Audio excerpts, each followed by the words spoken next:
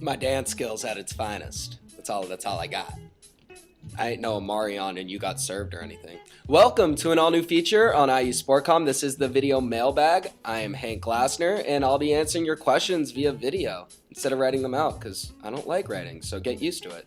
Now before we get started into answering a couple questions, I think you should know a little about me. I am not a believer. I don't have problems with believers. But I just don't have the Bieber fever. I have a weird obsession with feet. I don't know what it is, but like feet turn me on like no other. My favorite movie of all time, easily RV with Robin Williams. Just so well done and such a good movie that I'm just speechless just thinking about it. I just want to go watch it right now. I've watched it 67 times. Yeah, I keep track. Deal with it. I think that's all you need to know about me for the time being, so let's get started with some questions. Do you think the recent number of goalie fights in the NHL is good for the sport of hockey? Here's what I don't get about the NHL. If players fight all the time, why should goalies not be allowed to fight? Or better yet, why would it be bad for hockey, a sport that has been in the decline in the USA ever since the lockout occurred in the NHL 5+ years ago? Plus, I also find it fun to put your own commentary on goalie fights.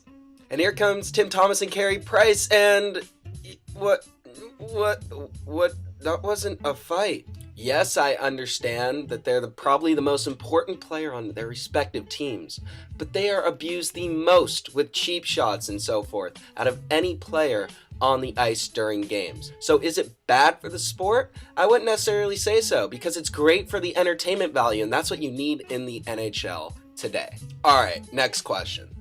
Hey Hank, is Ray Allen now the greatest shooter in NBA history now that he's broken the all-time three-point field goals record?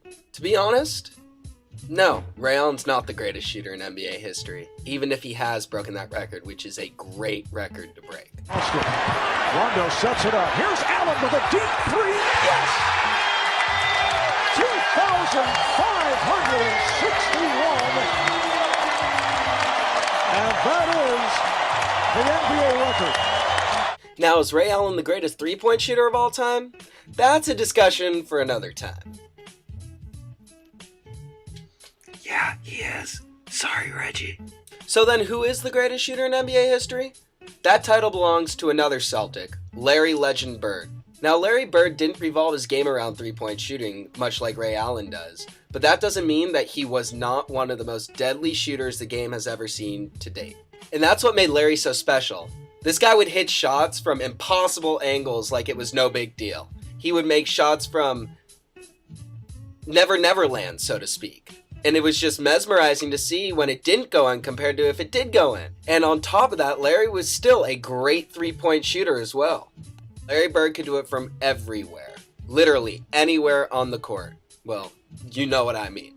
But this guy could do it from three, he could do it from mid-range, he could do it from close, he could do it from everywhere. And that's what made him the best shooter in the NBA. Still don't believe me? Let's check the stats. Yeah, Larry's three-point field goal percentage mark isn't as high as Ray Allen's, but he didn't take nearly as many threes as Ray Allen does.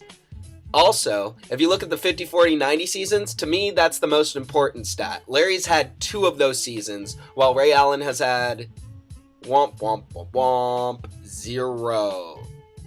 So where would I rank Ray Allen amongst the best shooters in NBA history? I would definitely rank him in the top 5. Possibly even right below Larry Bird at number 2. You also have to pay your respects to guys like Pete Maravich, Reggie Miller, even Steve Nash as some of the greatest shooters in NBA history as well.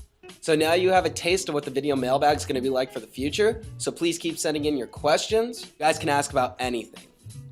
Literally anything. So that's all from me. I'll see you guys later.